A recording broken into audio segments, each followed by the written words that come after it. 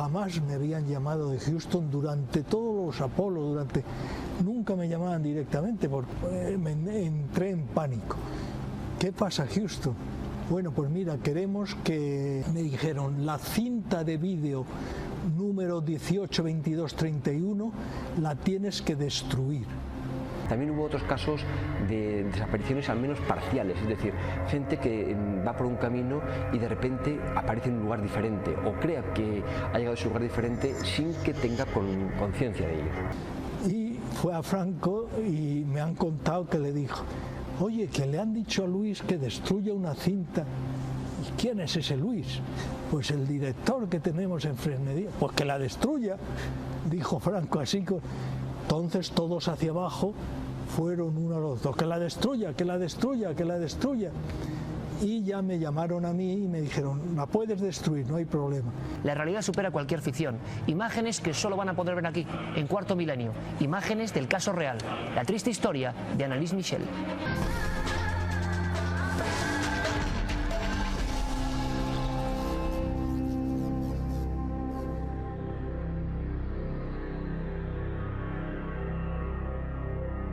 ¿El diablo tiene cara? ¿Y tienen rostro aquellos que aseguran haber sido poseídos por su poder? Observen esta imagen porque resume perfectamente la historia más cruda que quizá hayamos contado en Cuarto Milenio. Ella es Anneliese Michel, una joven alemana que quería ser maestra, ese era su sueño, pero cuya última fotografía deja poco lugar a la duda. Ojos lacerados, hinchados, la nariz rota, faltan varias piezas dentales, autolesiones, automutilaciones y sobre todo una muerte que ocurrió ahora hace 30 años prácticamente, madrugada del 30 de junio al 1 de julio de 1976. Esta historia quizá no les suene, quizá sí la recuerden al decirles que el cine, el celuloide, la convirtió en gran éxito hace muy poquito, la llamó El exorcismo de Emily Rose. Pero eran muchos los televidentes de Cuarto Milenio que nos pedían que indagásemos en la historia real, la historia que supera cualquier ficción. Anneliese murió diciendo que tenía mucho miedo, murió con voz que no era la suya, murió retorciéndose de manera increíble como una contorsionista, murió odiando las imágenes sagradas que antes amaba, murió en un exorcismo. Pero esta noche además hay otras historias que requieren toda su atención.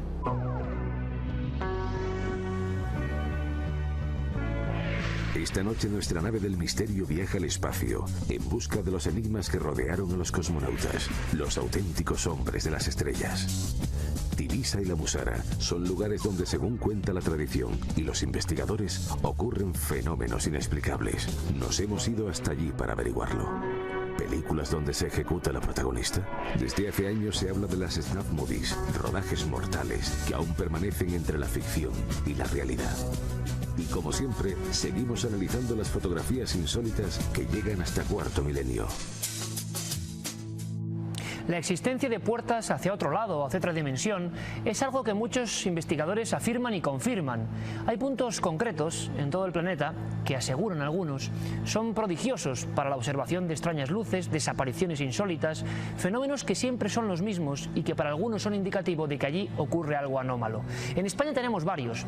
Quizá uno se ha quedado en el olvido en los últimos tiempos, pero les aseguro que fue auténtico trauma para muchos investigadores de allá por los finales de los años 60, cuando el asunto de los ovnis y otras historias empezaba a ser famoso. Muchos creían que en Tivisa y en la Musara pasaba realmente algo. Una zona maldita, con todo el respeto lo decimos, que se convirtió en una especie de icono del terror, del misterio, de las noches buscando lo insólito en aquella España de hace más de 30 años. Ahora hemos querido recorrerla de nuevo. Hemos querido recorrerla para descubrir si hay misterio, hay realidad o solo hay leyenda. Extrañas luces que surgen de la nada. Lugares malditos desde antes de que el hombre caminase por la tierra. Sierras apartadas y aldeas abandonadas cuyos lugareños afirman haberse cruzado con el espectro de ancestrales demonios.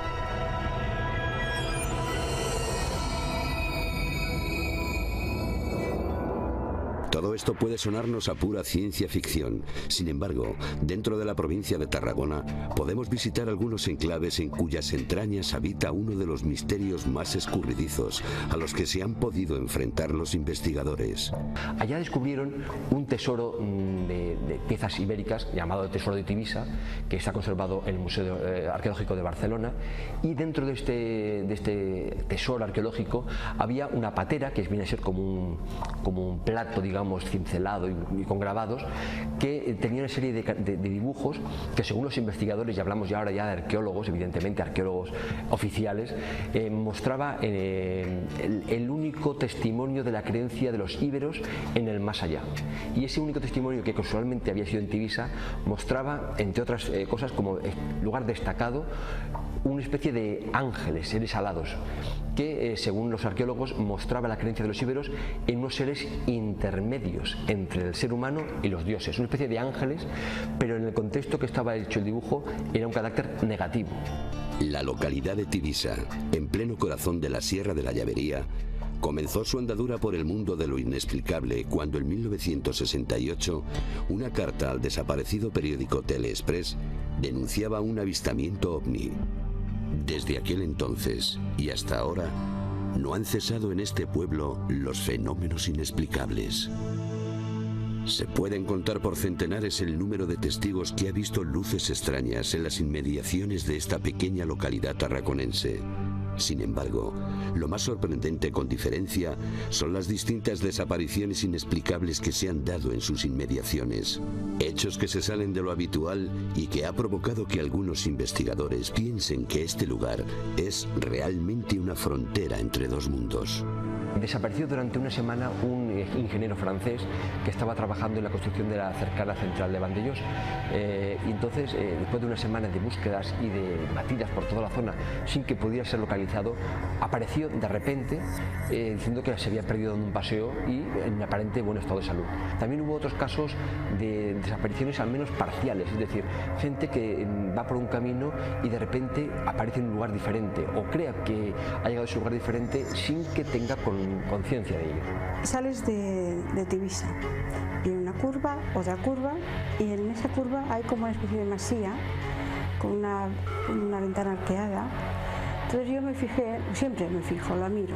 De ahí que miré la masía, hasta que me encontré la carretera otra vez, yo no me acuerdo de nada.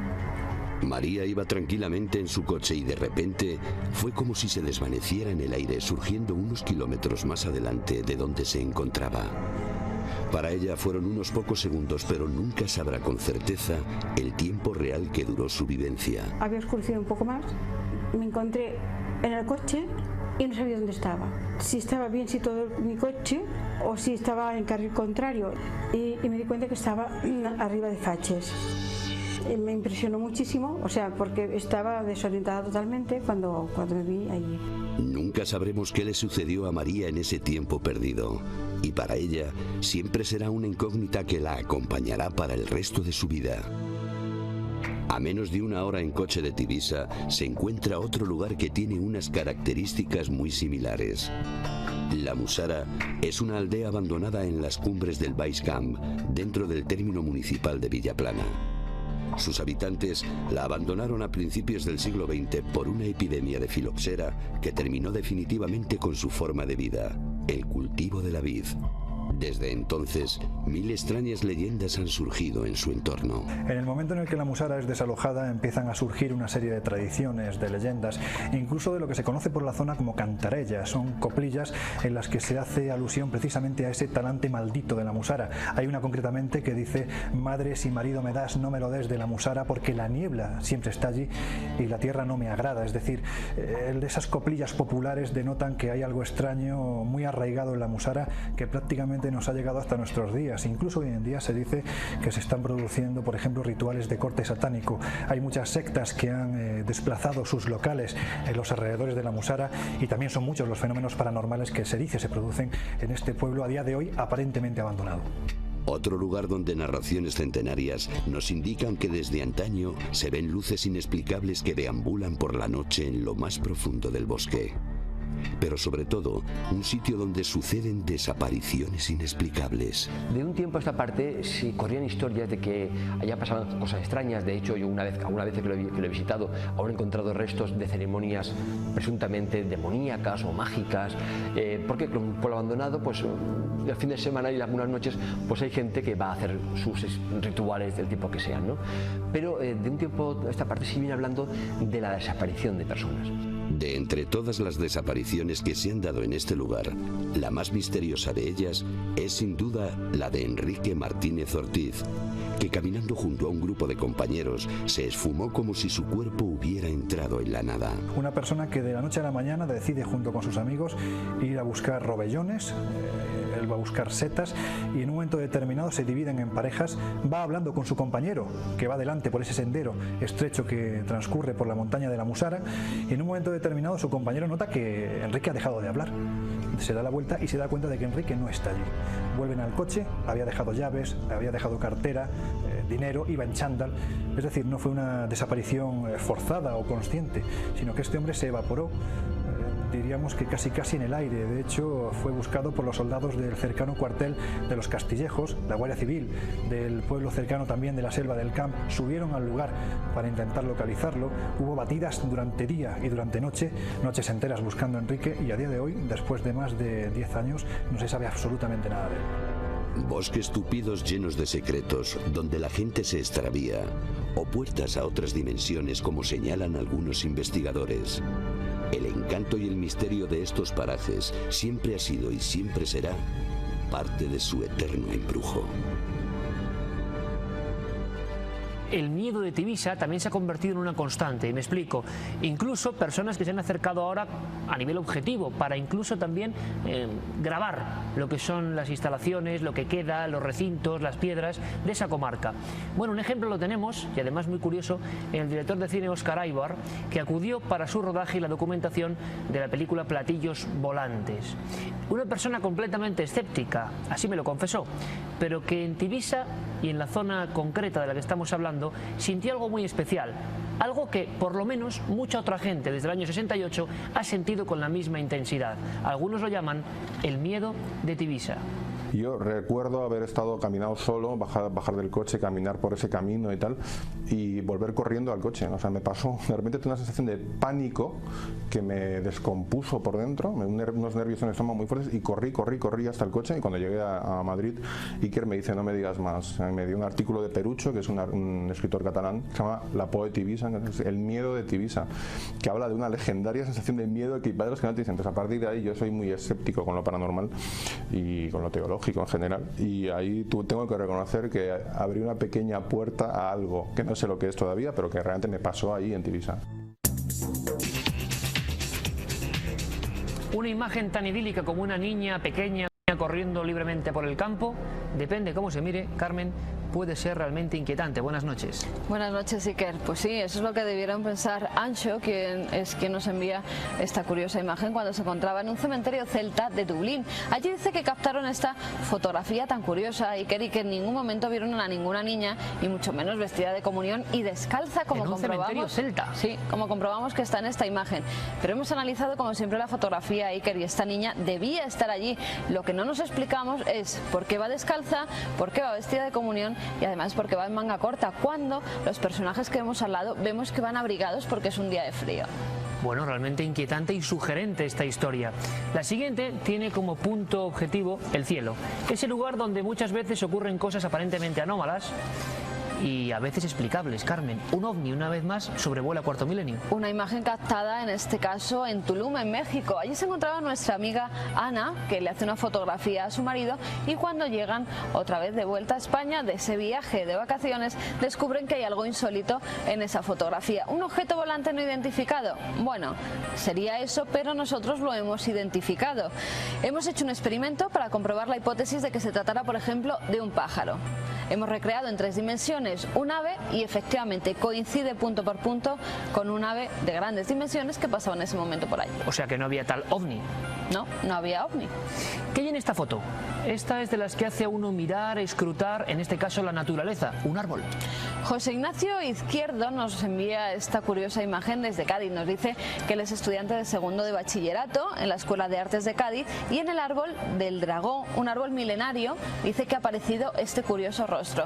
Pues la verdad es que sí que es curioso y no hay explicación, que la naturaleza en muchas ocasiones pues juega este tipo de pasadas a la gente que lo está viendo. Comprobamos y vemos que efectivamente hay unos ojos, una nariz prominente e incluso una boca más bien rasgada. Sí, la naturaleza nos juega estas pasadas de vez en cuando, Iker. Teleplastia natural. Sí.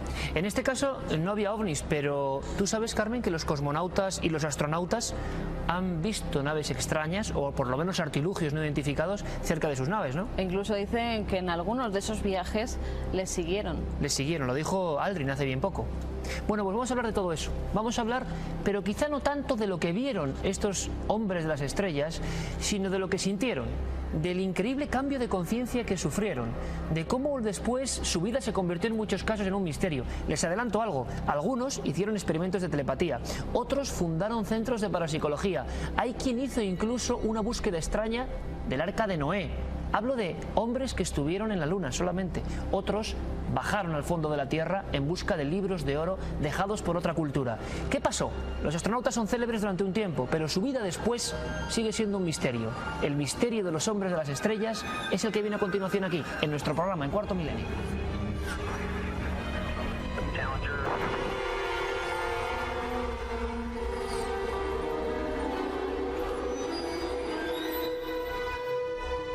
Las declaraciones creo que son importantes y por eso las estoy remarcando.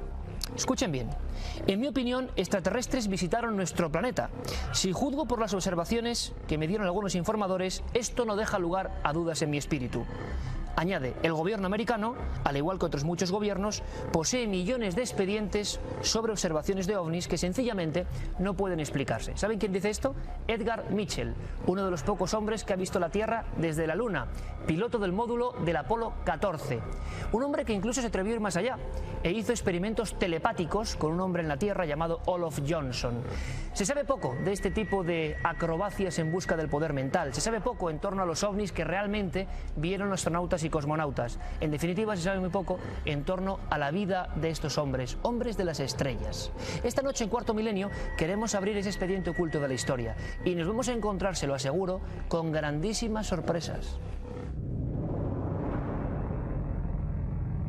Desde los albores de la historia, el ser humano ha mirado con fascinación e inquietud hacia ese inmenso techo azulado que nos cubre, siempre con la pregunta de si habría otros mundos más allá del cielo.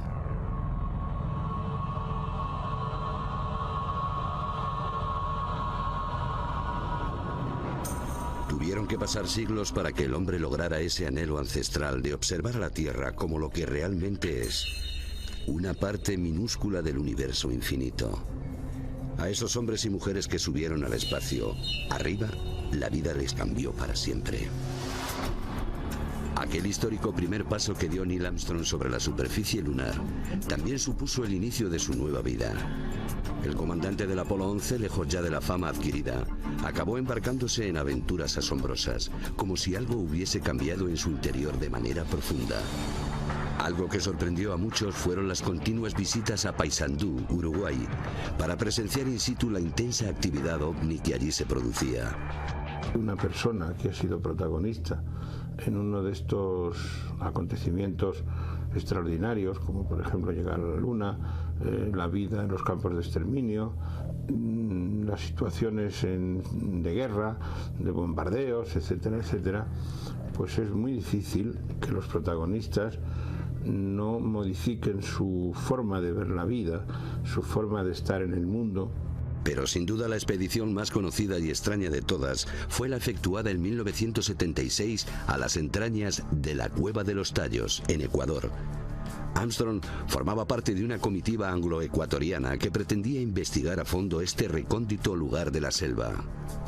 Las leyendas indígenas hablaban de una civilización extremadamente avanzada que habitó esta inmensa galería de grutas y que dejó su legado grabado en unas valiosísimas planchas de oro que compondrían una biblioteca de valor incalculable. Hay quien apunta que Armstrong creyó que aquel material en realidad era el libro de oro depositado por el ángel Moroni, auténtico iniciador de la Iglesia de los Mormones. 35 días duró una investigación marcada por el secretismo en la que se llegó a la polémica conclusión de que las cuevas eran de origen natural y que allí no había absolutamente nada. Los nativos no estaban de acuerdo y aseguraron que los occidentales sacaron clandestinamente de las entrañas de la tierra 4 cajas de madera selladas. Las sorprendentes declaraciones de Armstrong reconociendo que esta experiencia le había impactado más que su aventura espacial avivaron el fuego de la controversia.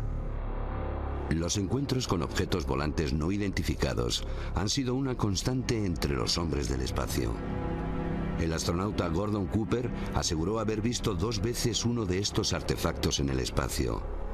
El teniente coronel llegó a fotografiar a la extraña nave, pero el sobre con los negativos fue sospechosamente engullido por la todopoderosa maquinaria militar americana. Un caso similar le ocurrió en 1979 al cosmonauta Viktor Afanasiev, que observó atónito cómo una extraña nave con forma de huso de unos 40 metros les persiguió durante la mitad de su órbita a bordo de la Soyuz 6. Los documentos gráficos que daban fe del asombroso avistamiento desaparecieron hábilmente en la telaraña tejida por el Kremlin. La sombra de la conspiración también persiguió al más famoso de los cosmonautas, Yuri Gagarin. En 1961 se convirtió oficialmente en el primer hombre en ir al espacio a bordo de la Vostok 1, en la que muchos consideraron una misión suicida. Pocos saben que en realidad el cosmonauta no tuvo la cómoda llegada a la Tierra que se expuso en la versión oficial. En realidad, realizó un aterrizaje forzoso en un sembrado, tras el cual el desconcertado piloto pidió un teléfono para que le fueran a buscar. Años después, Yuri Gagarin moría en extrañas circunstancias en el transcurso de un misterioso vuelo experimental. ¿Qué habría visto el entonces héroe nacional soviético para ser considerado una amenaza? Nadie lo sabe. Pues que gran parte de la información es una información secreta, que no conocemos, que no nos han dicho, y por supuesto cabe la posibilidad de que tanto en un bando como en otro pues haya personas que sepan cosas muy interesantes, pero que su situación no les permita decirlas. Usted tenga la completa seguridad de que una persona debidamente preparada y entrenada, sus secretos se los lleva a la tumba. La noticia más asombrosa saltó a las portadas de Pravda en el año 2001. Justo el día del astronauta, dedicado a Gagarin, se hicieron públicos unos informes en los que se demostraba que al menos 3 astronautas murieron reventados por la descompresión al ser lanzados al espacio de forma secreta desde la estación soviética. 3 hombres cuya historia se ocultó. 3 sombras absorbidas por la gloria de Yuri Gagarin.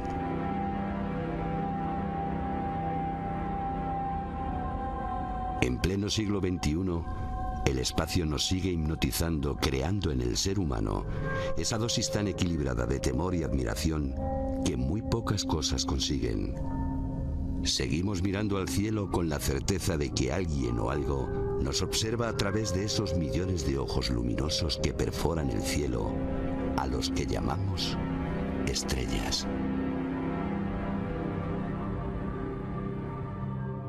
Hay una cosa que está bien clara. En Cuarto Milenio lo hemos comprobado incluso. Hay ciertos temas que tocan lo que podría ser una fibra sensible, algo que compartimos millones de seres humanos en el planeta Tierra.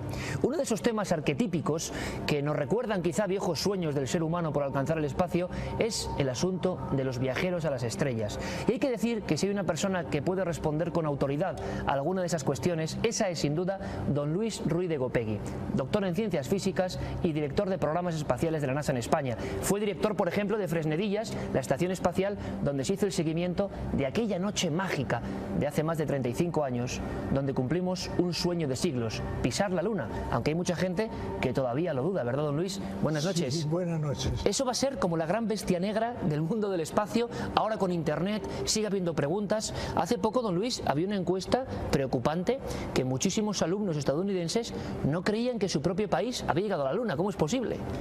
No se puede dudar de aquello porque la llegada del hombre a la Luna no fue un acto secreto, fue un acto público, donde había cientos de radiotelescopios, de cadenas de seguimiento de satélites espaciales que estaban siguiendo, que lo estaban viendo radioeléctricamente, pero que lo estaban viendo. Y engañar a toda esa gente era prácticamente imposible.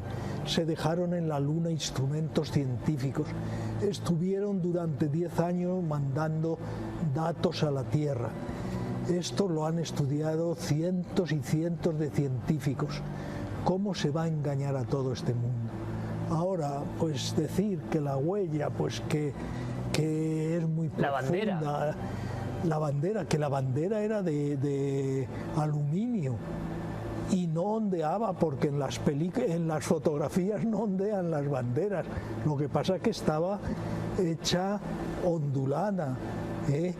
Yo, también navegando por internet y consultando ciertas fuentes, sin saber qué hay de verdad, qué hay de mito, me he encontrado, don Luis, con incluso experimentos telepáticos Tierra-Luna. Y usted me comentaba antes de iniciarse el programa de Cuarto Milenio, usted me comentaba que es verdad que hubo esos experimentos. Edgar Mitchell fue la persona que los encabezó, contactando con un supuesto dotado llamado Olaf Johnson. O sea, eso no es mito, eso se realizó realmente. Sí, se realizó, pero no dieron resultado. Intentando buscar si existía realmente la comunicación mente-mente. Y no hubo resultado. En todo lo que se ha publicado hubiera sido uno de los descubrimientos más importantes. Todo lo que se ha publicado se ha dicho que fue negativo el resultado de aquellos experimentos. Me va a permitirle, don Luis, no sé si le gustará esto, llamarle profeta cósmico, y me va a entender. Don Luis Ruiz de Gopegui publicó hace 10 años un libro que se llamaba Hombres en el espacio, y hace 10 años dejó por escrito que no volveríamos a la Luna más o menos hacia el 2020. Y de repente, para sorpresa de medio mundo, cuando la Luna parecía ya una especie de cosa olvidada, George Bush anuncia que sobre el 2018-2020 vamos a volver a la Luna. ¿Cómo lo sabía, don Luis? No lo sabía, era un cálculo, no fue una cosa intuitiva, era un cálculo muy sencillo de hacer. Los viajes a la Luna se interrumpieron por falta de dinero. La Agencia Espacial Americana, la NASA, quería atraer de nuevo la atención de los que pagan, de los contribuyentes, con un nuevo programa, y se puso en marcha el programa de los transbordadores espaciales. Entonces yo sabía que esos dos programas estaban en marcha. Ahora se está acabando la Estación Espacial Internacional, entonces ¿qué podemos hacer? ¿Ir a Marte? No, ir a Marte es dificilísimo y no tenemos tecnología. Pues la única solución era regresar a la Luna. Don Luis, recientemente Aldrin, que la gente se piensa que es Armstrong, pero casi siempre sale Aldrin, porque el pobre Armstrong es el que hacía las fotografías prácticamente en aquel viaje, hace aproximadamente 6 meses declaraba en Estados Unidos que efectivamente un objeto volante no identificado les había perseguido o se había posicionado allí cerca. La historia de los supuestos objetos anómalos y los astronautas ha estado siempre ahí. Imagino también que su versión es escéptica en este tema. ¿Usted qué cree? Bueno, yo le podría contar varias anécdotas. Si me da tiempo le voy a contar una en la que yo dudé y dije, pero ¿será posible que es un ovni? ¿Qué ocurrió, Luis? Esto era la misión Apolo-Soyuz, un acoplamiento entre las naves rusa y americana. Y de pronto me dicen, oye, que te llaman de Houston. Jamás me habían llamado de Houston durante todos los Apolo, nunca me llamaban directamente, porque yo me quedé pálido, entré en pánico. ¿Qué pasa, Houston? Bueno, pues mira, queremos que... hubo mucha conversación. oye, ¿cómo hablas tan mal inglés? Y yo, es que soy español. Ah, pero eres español, pero no, sí, es que Madrid está en España. Ah, bueno, cosas sin importancia. Perdón, y entonces me dijeron, la cinta de vídeo número 182231 la tienes que destruir. Yo me quedé, ¿pero por qué? Houston así lo quiere. ¿Pero no me podéis explicar algo? No, no te podemos explicar nada. Bien, cogí el teléfono, llamé a uno y dije, oye, tráeme la cinta esa. Y yo era el director de la estación, pero yo tenía varios jefes encima. Entonces llamé a mi director, el director de todos los programas. Se lo dije y me dijo, no hagas nada, espera, voy a hablar con el director del INTA, no hagas nada, voy a hablar con el ministro de la Defensa, porque entonces el INTA pertenecía a la Defensa. Usted ya intuía que había algo raro ahí, tipo ovni. No, es que mientras todos estos hablaban, yo visioné la cinta. Y en la cinta se veía la nave rusa que se acercaba a la americana para hacer el acoplamiento.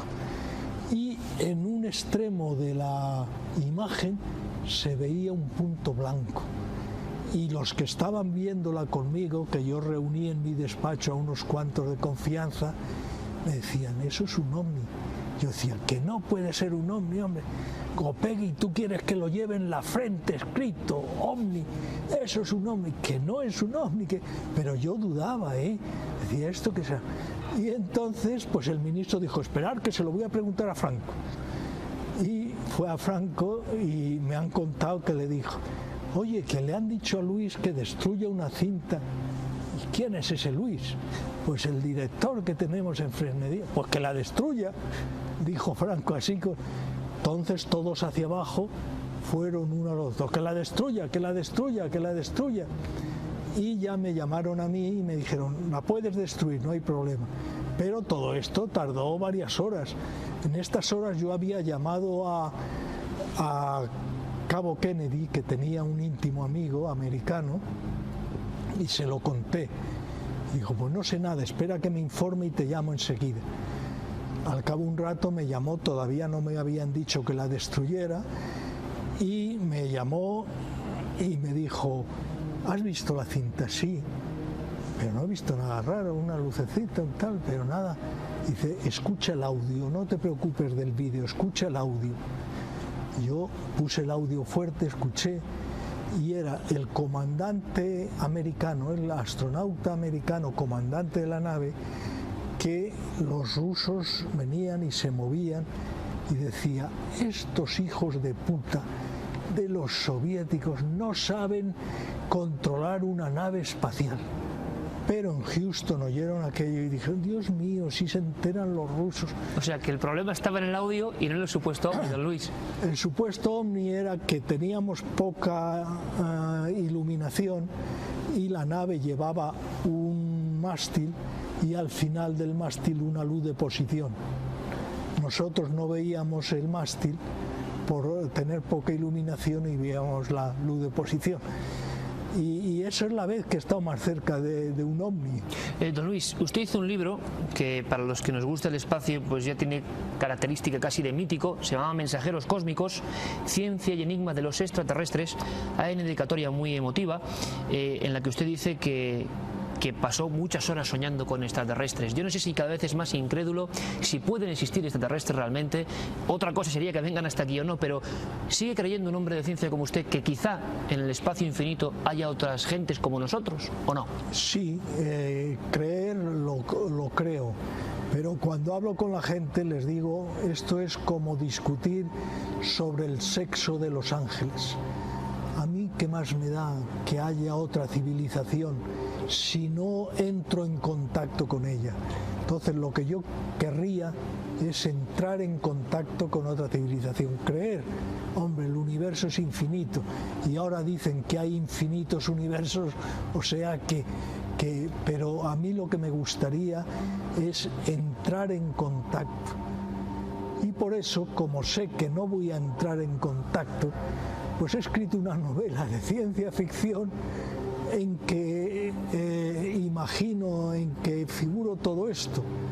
Y decir, ya que no lo voy a vivir, lo voy a vivir en la imaginación. Pero sí, yo por supuesto creo... Ese sueño lo tuvo muchas veces, ¿no, don Luis? Sí, sí, sí.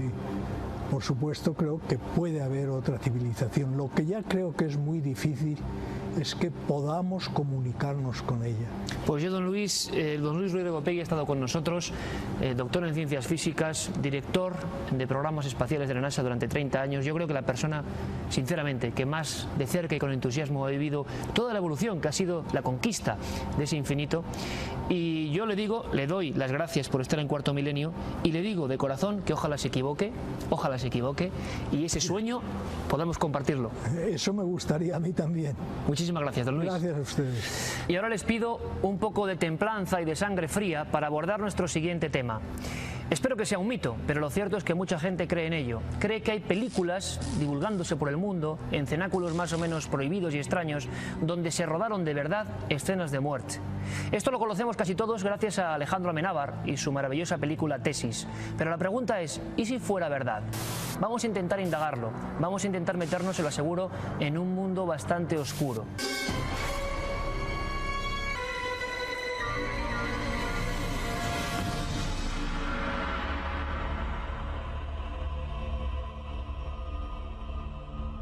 Les hablaba del cosmonauta fantasma, un nombre inquietante para una profesión llena de secretismos, por lo menos en la vieja Unión Soviética.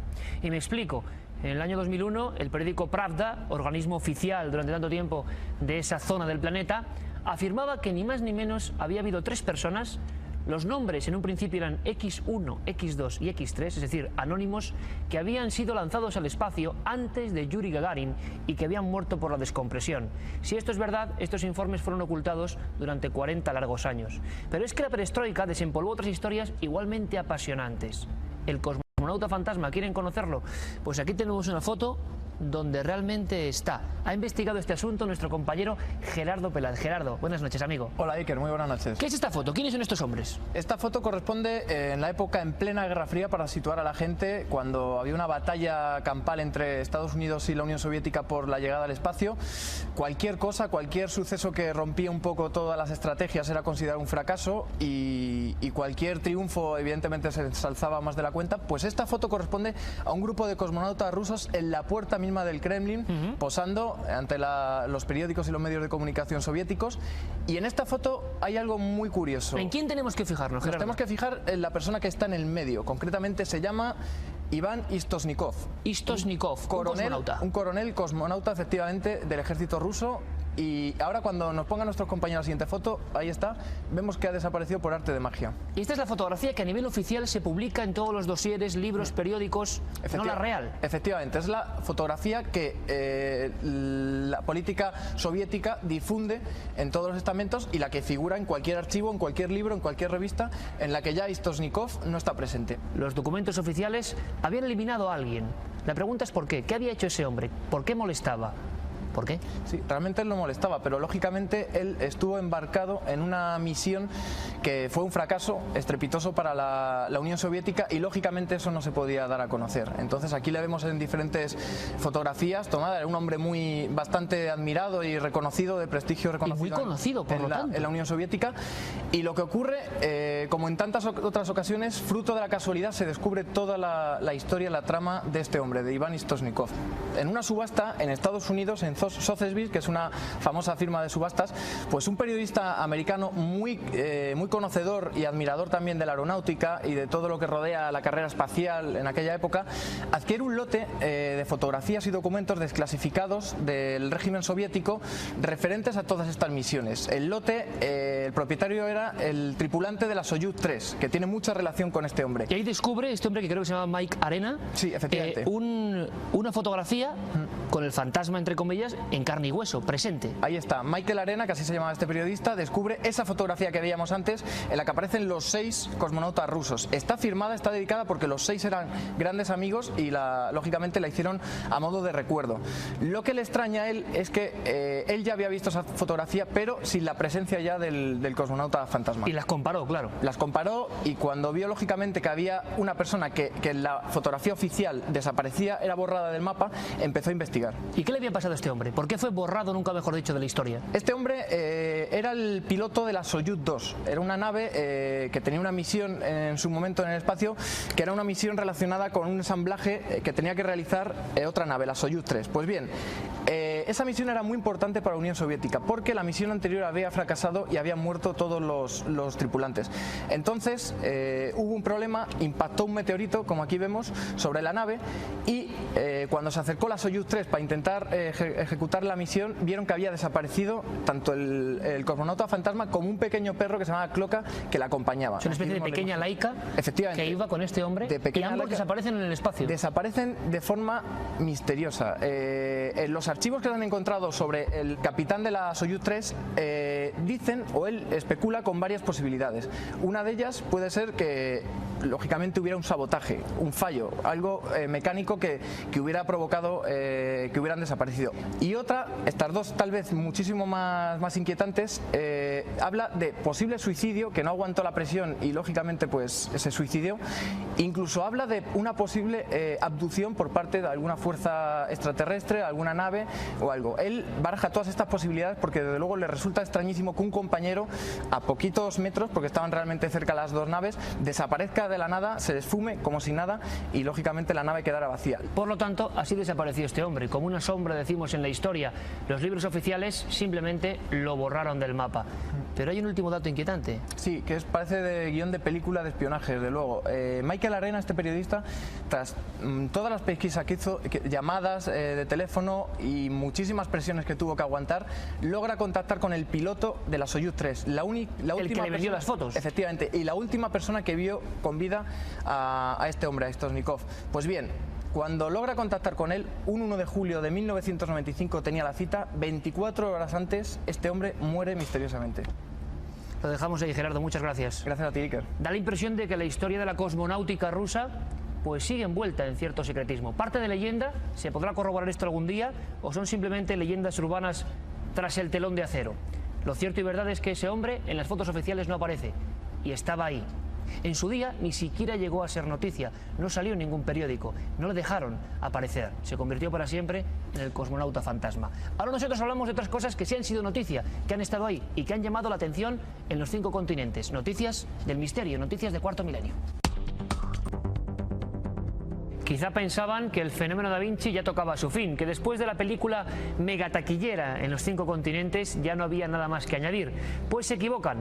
Ahora la víctima, entre comillas, es la Mona Lisa. Nuevos y extraños experimentos en torno a ella, Carmen. Efectivamente, un experto japonés en acústica ha logrado recrear la que sería la voz de la Gioconda.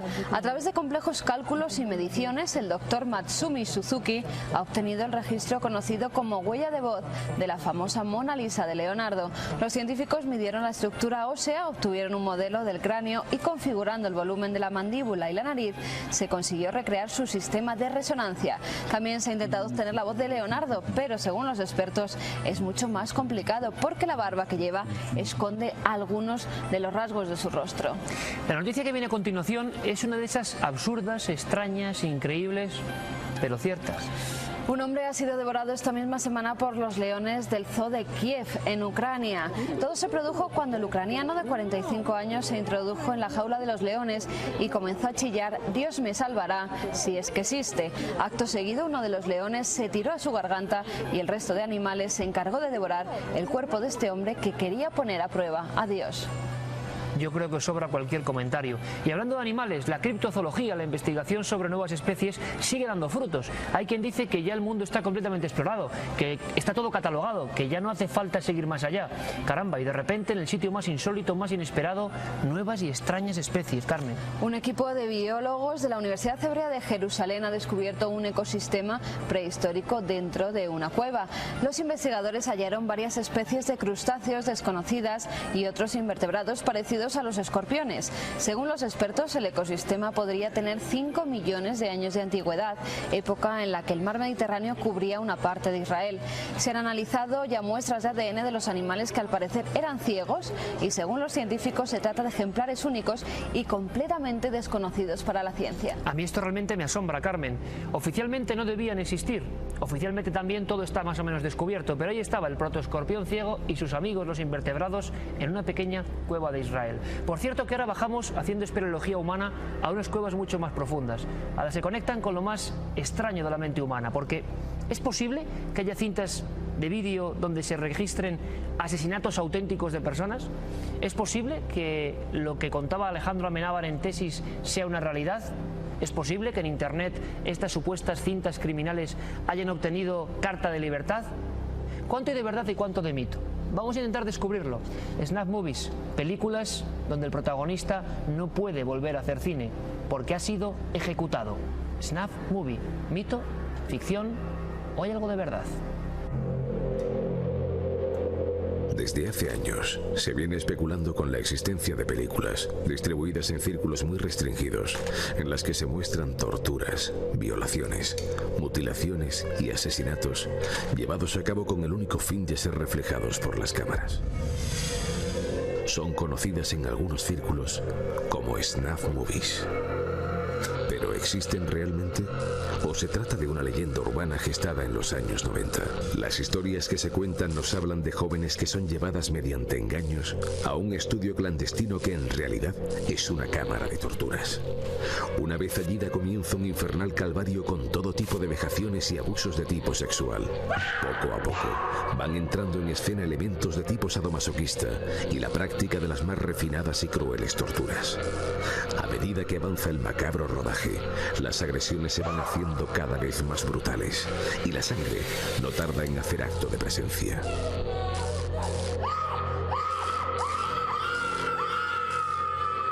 Finalmente, da comienzo una verdadera orgía homicida que culmina con la ejecución de las más aberrantes mutilaciones y finaliza con la muerte de la víctima,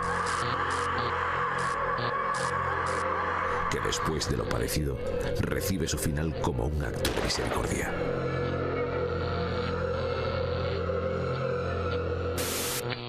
La existencia de este tipo de filmaciones es materia de debate para los expertos, ya que aunque la mayoría se decante porque se trate de una mera leyenda potenciada por Internet, parece lógico pensar que en esta sociedad enferma es posible que haya quien se dedique a la producción y distribución de este tipo de material delictivo.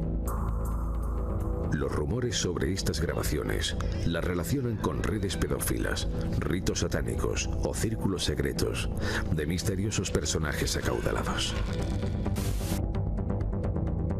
Otro de los rumores que circulan con más insistencia son los que vinculan estos rodajes con los asesinatos de mujeres que desde hace años vienen produciéndose en Ciudad Juárez, un desierto letal en el que ya han desaparecido 4.000 personas y que, en palabras de algunos forenses locales, bien pudieran haber sido empleadas para tan macabras películas. Hace algunos años, el director de cine norteamericano Frank Henenlotter ofreció una recompensa de $1 millón a quien le mostrara una Snuff. Nadie se presentó. Yaron Esboray, un exmilitar israelí, publicó un libro sobre la posible existencia de estos films titulado Dioses de la Muerte. Entre otros datos, Esboray confirma la existencia de vídeos que registraron las atrocidades cometidas por los soldados en la ex Yugoslavia. Todas estas historias, más las inventadas a lo largo de la última década, alimentaron y siguen vivificando el gran mito de las Snuff. Incluso se ha llegado a sostener que el popular Charles Manson grababa este tipo de películas en Texas. Sin duda, rumores imparables de los que vive la red de redes. Uno de los casos más conocidos de presunta película Snuff, que luego resultó no serlo, es el del film de finales de los 70, Holocausto Caníbal, en el que se cuenta la historia de un grupo de periodistas que son devorados por unos caníbales en la selva amazónica. Su originalidad reside en que presenta las imágenes en forma de documental, como si lo que se filmaba con las viejas cámaras de aquellos reporteros fuera algo absolutamente real. Esa circunstancia sórdida, unida a una inteligente campaña de marketing, provocó alarma e inquietud entre los espectadores. Pero las únicas muertes reales que aparecen en la cinta son las de los animales, ya que en la época en que fue rodada todavía no existía legislación alguna sobre el maltrato de especies en los rodajes.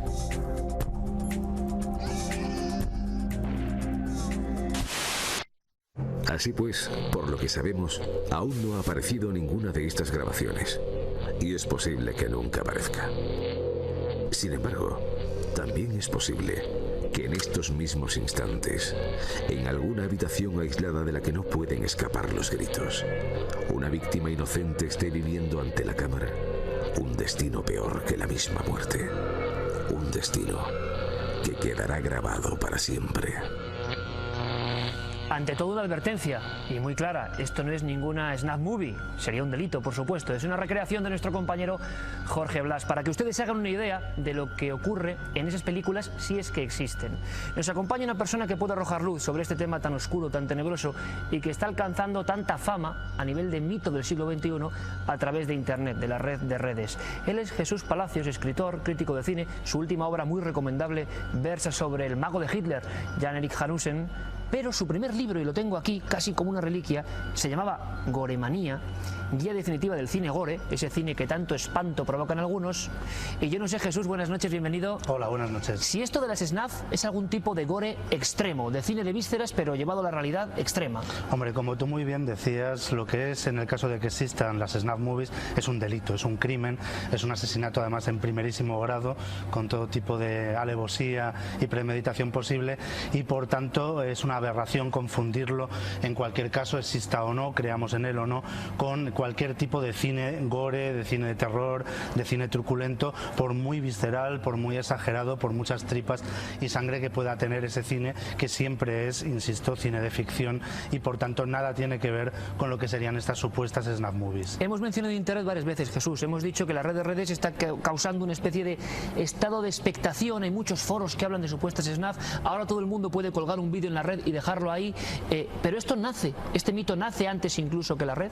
Naturalmente, realmente lo que ha hecho la red, como en tantos otros temas, es ponerlo al alcance, digamos, de todo el mundo, y, como tú decías, provocar que se cree un cierto clima de expectación y la posibilidad de que cualquiera, de su opinión, cuelgue un determinado material fotográfico o cinematográfico que pueda o no pasar por snuff movie. Pero las snuff movies en realidad nacen mucho antes, nacen sobre todo en el año 76 con el estreno en las pantallas de Nueva York de una película que precisamente lleva el título de Snuff, y que distribuye un tal Shackleton, que es un distribuidor de cine porno, de nudis, etcétera, y que plantea toda una campaña publicitaria a su alrededor, diciendo que se trata de una película en la que hay un asesinato real, y que es una película en la que además no hay actores profesionales, todo se ha rodado en Latinoamérica, donde la vida es barata, como decía la publicidad de la película. Y es a partir del estreno de esta película en el año 77 cuando se forma el gran escándalo, ¿no?, de las snuff. Naturalmente, si hubiera sido una snuff movie auténtica, jamás hubiera podido llegar ni a estrenarla en un teatro público, en un cinematógrafo, ¿no? Y lo que ocurrió fue que organizó tal escándalo a su alrededor que realmente el término de snuff movie empezó a ser utilizado, empezó a manejarse por todo el mundo, por la policía, por los fans, por los freaks, etcétera, y ya una vez que aparece, digamos, Internet, pues esto se dispara de la forma en que lo conocemos ahora. O sea, ahí tenemos el inicio, la prehistoria de las snuff movies y el término, hace 30 años, prehistoria ya a nivel cinematográfico y tecnológico, porque las cosas han avanzado una barbaridad. Yo recuerdo, principios de los 80, aquellos primeros videoclubs en España, y la expectación macabra, hay que decirlo así, que nos producía muchos chavales, esa carátula censurada de Holocausto Caníbal. Se decía que realmente aquellos reporteros italianos habían sido devorados por los Yanomamo. ¿Todo marketing, Jesús? ¿La mayoría de las historias que nos han vendido es puro marketing macabro y avispado para llamar la atención de la gente? Pues sí, sobre todo en el caso de Holocausto Caníbal, que es una película de Ruggero Deodato, un reconocido director italiano de gore, de cine de terror, de cine erótico también, todos los géneros un poco prohibidos se tocan, ¿no? Fue desde luego una gigantesca campaña de marketing muy inteligentemente orquestada, que tuvo también su resultado paradójico, y es que en un momento determinado, cuando se puso sobre los tribunales si aquella película era real o no, Ruggero Deodato, para pulsar más aún la tecla del escándalo, les pidió a sus actores que no se presentaran al juicio porque teóricamente estaban muertos, y realmente luego le costó mucho trabajo demostrar que esto había sido una, digamos, broma final, una butad, y llevarlos a todos a que declararan y demostrar que efectivamente estaban vivos. Y efectivamente yo creo que sepamos la mayor parte, por no decir la totalidad, de aquello que se nos ha vendido como snuff movie movies son montajes. He traído, por ejemplo, una cosita, ¿no? una muestra. Rostros de muerte. Rostros de muerte, que es un clásico de este género, que en realidad se trata pues de una película hecha montando distintas escenas de muertes sacadas de noticiarios, de documentales, de docudramas, etcétera, a la que se han añadido también una serie de escenas más impactantes rodadas en estudio y que son completamente falsas. Esta película, Rostros de muerte, se vendió durante mucho tiempo, no solo aquí en España, sino en Estados Unidos, en muchos otros países, como si se tratara de una auténtica snuff movie. Es curioso porque lo que está muy claro es que no sabemos de dónde surge ese alma truculenta del ser humano que puede hacer que a alguien le guste observar estas imágenes. Repito, escuchando a Jesús Palacios, que lo que hemos emitido aquí en Cuarto Milenio es una recreación, evidentemente. Jesús, tú en tu primera obra, Goremanía, no sé cuántas películas, cientos de ellas, de este campo del terror más o menos visceral, resumías y criticabas. ¿Cuántas películas habrás visto en tu vida? Hombre, es muy difícil de decir, yo no me atrevería... Pero sí, aproximadamente. No sé, varios miles. Sí, varios miles, para que no nos vamos a engañar. No. Si hubiera visto una SNAF, lo primero que hubiera hecho es denunciarla a la policía. Y esto, lo digo sinceramente, es lo que distingue muy bien el hecho de que creamos hipotéticamente en la existencia de SNAF y que creamos realmente que existen o que la persona que nos está vendiendo una SNAF lo está haciendo de verdad. Yo he participado en muchos foros, tanto en internet como en mesas redondas acerca de este tema por mi especialidad en el gore y en todo lo que es el lado oscuro del cine y de la cultura, y me he encontrado con gente muy inteligente, escritores, críticos de cine, incluso cineastas, que me han dicho, oye, pues a mí me han ofrecido una SNAF, o yo tuve una SNAF en mis manos, y yo lo primero que les digo siempre es: por favor, denúncialo inmediatamente a la policía, porque, como te decía al principio, no estamos hablando de un género cinematográfico, es cine en cuanto que es imagen en movimiento rodada con una cámara, pero estamos hablando de un asesinato en primer grado, y el no denunciar la persona que nos está ofreciendo esa SNAF significa que estamos siendo cómplices por ocultamiento en un delito gravísimo, en un delito penal como es el asesinato con premeditación y alevosía, que es lo que hay que penalizar. Por eso, de ahí ese empleo a veces capcioso que se hace del mito de las SNAFs para a lo mejor arremeter contra películas que nos pueden gustar o no. A mí me gustan, a otros no, no hay por qué obligar a nadie a que le guste el terror gráfico, el gore, el Gran Guiñol, que no olvidemos que procede del teatro del Gran Guiñol, que ya reunía a grandes masas de gente en el siglo XIX para ver decapitaciones falsas en escena o torturas y demás, ¿no? Pero no tiene nada que ver con el que eso se ofreciera realmente. Lo que se estaría penalizando, lo que se estaría persiguiendo, lo que el FBI, lo que Interpol estaría buscando es a un asesino, alguien que lo filme o no, lo que está haciendo es matar en directo a un ser humano que está afortunadamente penalizado por la ley. Y curiosamente, en los últimos tiempos alguien intenta explicar, porque el fenómeno de la SNAF como realidad supuesta solo en cenáculos, en círculos privados de gente que a veces, yo no sé si, bueno, como en una especie de, bueno, gesto para la galería, dicen, a mí me ofrecieron una SNAF, lo que dice Jesús Palacios, eso es inadmisible, intolerable, pero está ocurriendo, la gente cree en la existencia de las SNAF y quizá esta noche estamos poniendo pues los puntos sobre las íes. Lo que está muy claro es que Ciudad Juárez, por ejemplo, en México, ya en las hipótesis de los forenses se hablaba de la posibilidad de cintas de muerte. Incluso algunos grandes crímenes españoles terroríficos con muchachas como protagonistas, surgieron leyendas urbanas, mitos modernos que no son reales, diciendo que habían sido empleadas para películas. Por último, Jesús, estamos ante una gran leyenda urbana. En internet hoy sería muy fácil colgar algo realmente delictivo y no hacerse responsable, dejarlo ahí. Habría que hacer un llamamiento a la calma, a la lógica y a la, bueno, digamos, al ofrecimiento a la gente a que si ve algo de ese tipo en internet colabore, ¿no?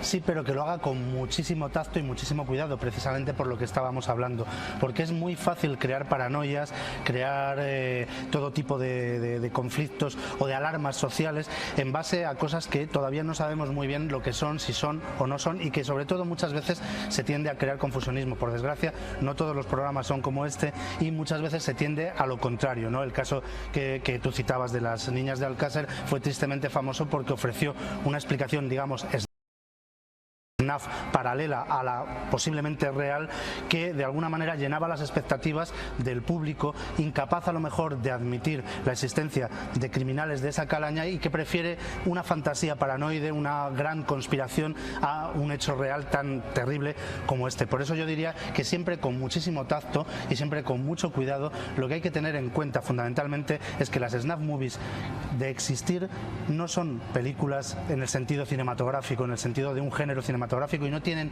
nada que ver con el cine de terror, con el cine gore, con el splatter, ni nada parecido. Son delitos, son crímenes. Bueno, pues hablamos de un tema que está en el caldo de cultivo, que hoy es el foro común de Internet. Snuff Movies, hasta ahora, y por fortuna que así sea, leyenda urbana. No es séptimo arte, es puro crimen. Jesús Palacios, muchas gracias, amigo. Gracias a ti. Y lo que vamos a ver a continuación, en unos minutos, les aseguro que no es ninguna snuff movie, que tampoco es una leyenda urbana y que desgraciadamente es real.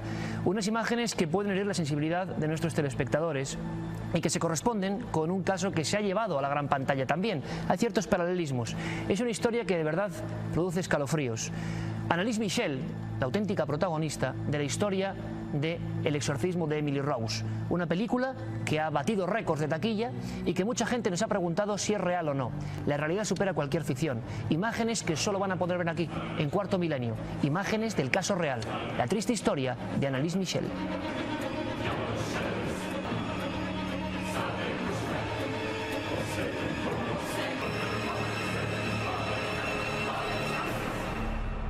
Lo que van a escuchar es una de las grabaciones obtenidas en las últimas noches de vida de Annalise Michel.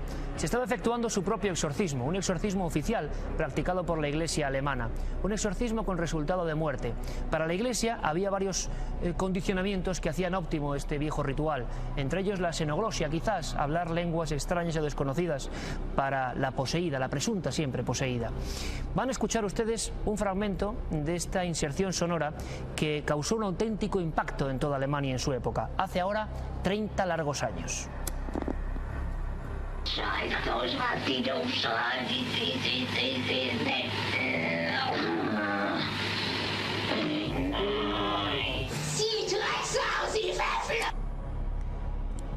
Para muchos, Annalise Michel ya no era dueña de su propia alma. Un ente maligno se había apoderado. Pero la gran pregunta está ahí todavía, después de 3 décadas. ¿Pura enfermedad, sugestión, un ambiente demasiado proclive a creer en el demonio? Al final, lo más importante es que toda esta historia se salda de la forma más trágica que uno puede imaginar. Una historia que, como hemos dicho antes, supera cualquier ficción, a cualquier película, porque es real. Allí donde reina el bien, siempre aparecerá el mal. Desde siempre, unido irremediablemente a la figura de Dios, aparece la siniestra sombra del demonio, que intenta desviar del camino marcado a los fieles. Las Sagradas Escrituras hablan de cómo el mismísimo Jesucristo tuvo que ahuyentar el espíritu del maligno del cuerpo de sus incondicionales.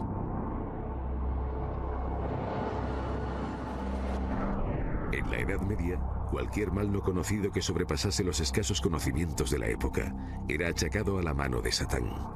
Los rituales, sacrificios y demás barbaridades cometidas en nombre de Dios en lucha contra el ángel caído se llevaron de este mundo a miles de inocentes. Pero estas atrocidades están aún presentes en nuestros días, por increíble que parezca.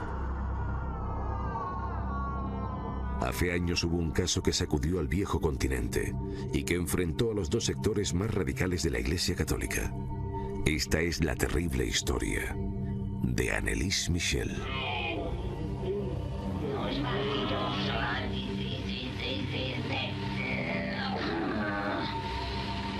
Annalise venía al mundo un 21 de septiembre de 1952 en Leifling, un pequeño pueblo en las entrañas de Bavaria, en la Alemania más conservadora. Sus padres, un carpintero y una ama de casa cuya única cultura era su trabajo, educaron a sus hijos en la más ferviente fe católica, lo que marcaría a la pequeña de por vida. Ya desde que era niña, toda su actitud era de devota. Debido a su enfermedad, se sentía muy próxima a Dios y siempre decía: Dios será siempre lo primero en mi vida. En plena adolescencia llegó el detonante. La joven sufrió unos extraños ataques que contorsionaban su cuerpo y nublaban su mente. Las diferentes pruebas neurológicas a las que fue sometida no dejaban lugar a dudas. Epilepsia. Pero la joven, impulsada por su excedida devoción, ya empezaba a temerse que su mal tuviera otro origen mucho menos científico y mucho más maligno. La joven escuchaba voces y tenía muy claro de quién eran. El calvario de Annalise había comenzado.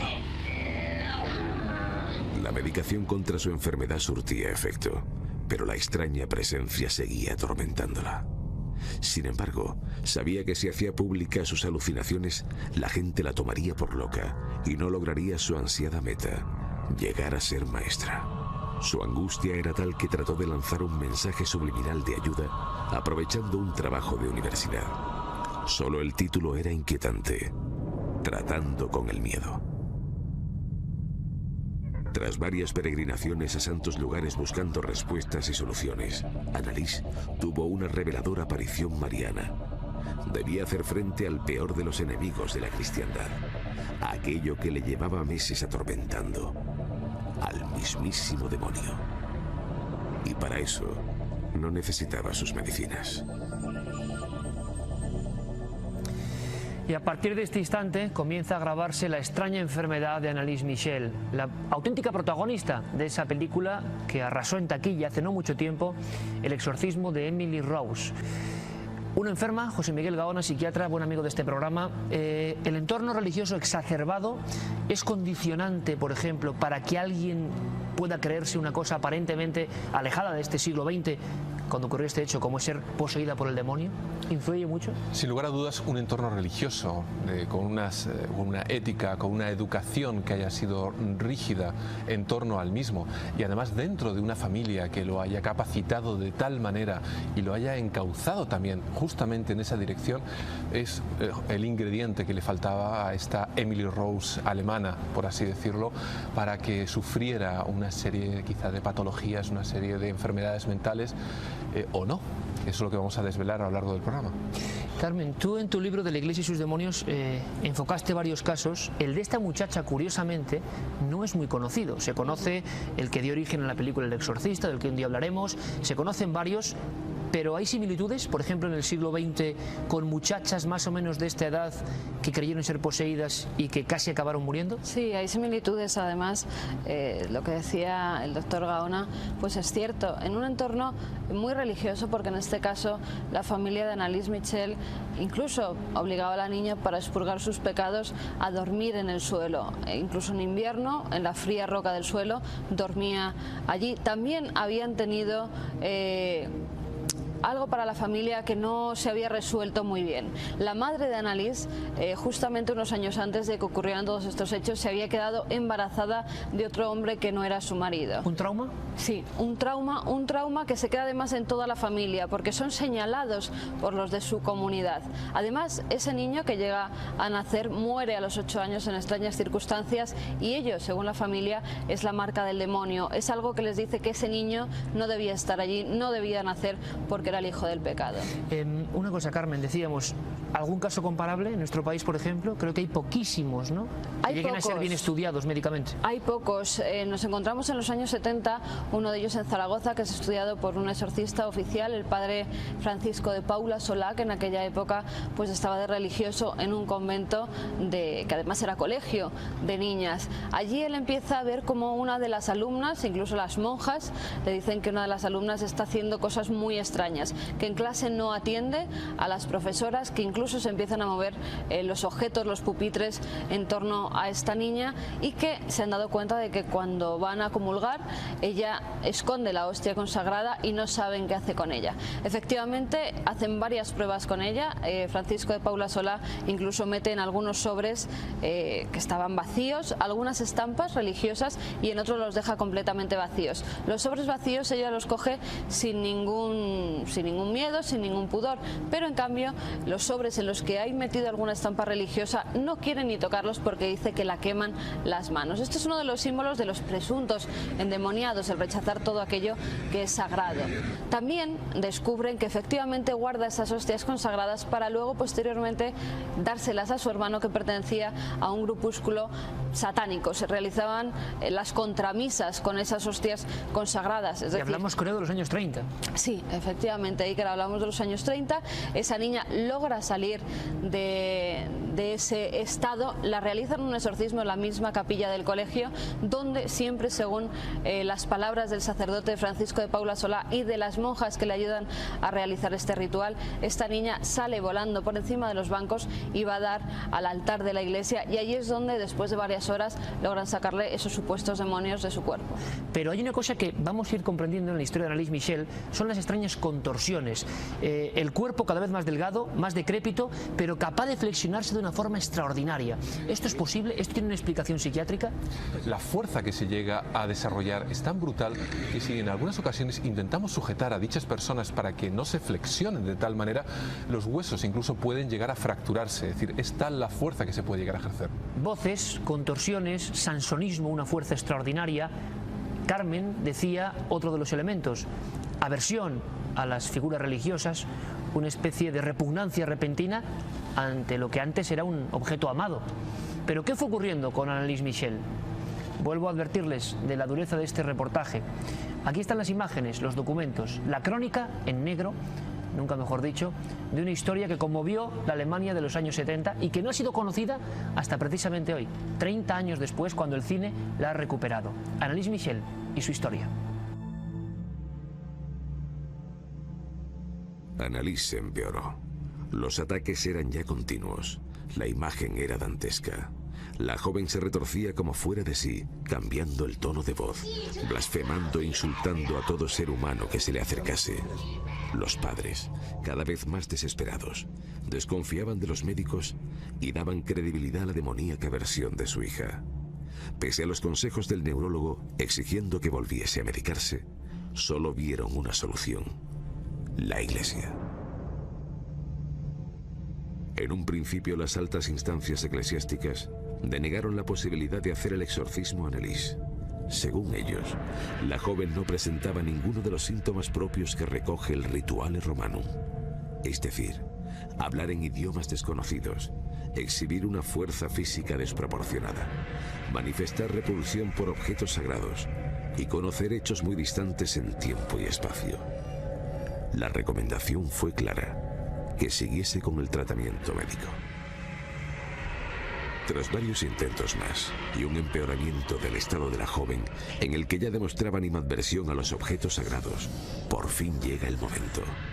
En 1975, Joseph Stangl, obispo de Wurzburgo, ordena finalmente que el pastor Ernest Alt le realice el exorcismo. Continuó alrededor de hora y media. Me acuerdo que al terminar, Aldry Arnold dijo: ok, es hora de hacer una pausa para que Anneliese descansara.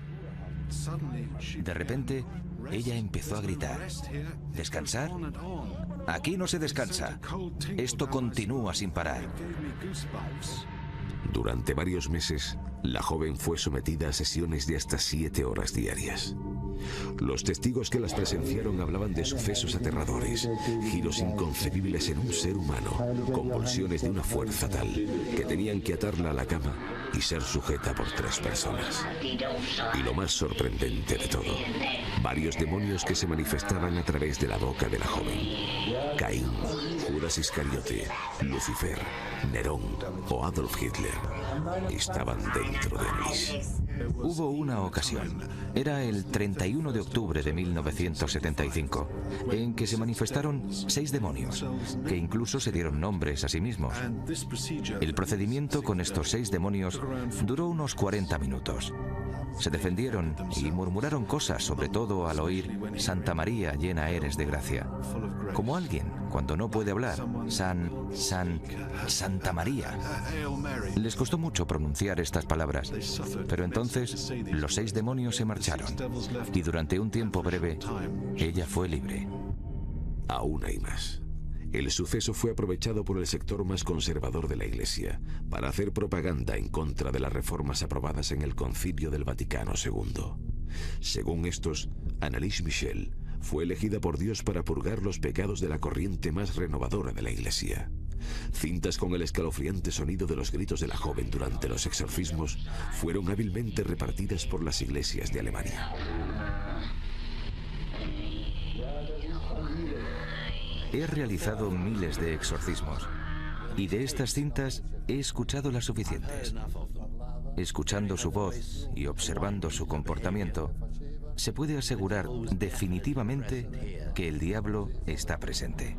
Con 31 kilos de peso, con neumonía y síntomas de inanición, completamente magullada y demacrada, con las rodillas rotas por las 600 genuflexiones que le obligaban a realizar diariamente, Anneliese Michel no aguantó más y murió un 1 de julio de 1976. El suceso sacudió salvajemente a la opinión pública alemana. Los padres y los sacerdotes que realizaron los exorcismos fueron llevados a juicio acusados de homicidio negligente y condenados a 6 meses de prisión. Años después, en 1988, una religiosa en una visión vio el cuerpo de Anneliese Michel incorrupto, lo que respaldaría la teoría del sector conservador de la Iglesia sobre la misión purgadora de la joven. El impacto en la sociedad fue tal que se exhumó el cadáver en busca de pruebas, ante el asombro y la indignación generalizada. A día de hoy, este es el último desagravio que sufrió Anneliese. Una joven para muchos endemoniada y para otros simplemente enferma, cuya triste existencia fue poseída no solo por el maligno, y que antes de irse de este mundo tuvo un gesto que sirve de epitafio a lo que fue su vida. Anneliese miró a su madre y le dijo: tengo miedo.